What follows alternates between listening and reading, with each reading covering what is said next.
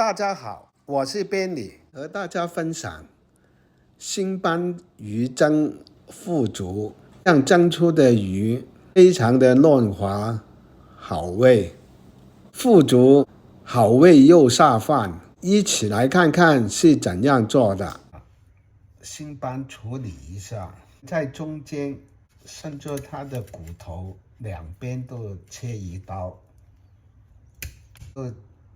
切好之后，腐竹我们要放一点蚝油，它搅拌均匀，把腐竹放下去，把鱼放在上面，放一点姜丝上去，放一点胡椒粉，一点盐，开一锅水，把鱼放下去，用大火蒸10分钟。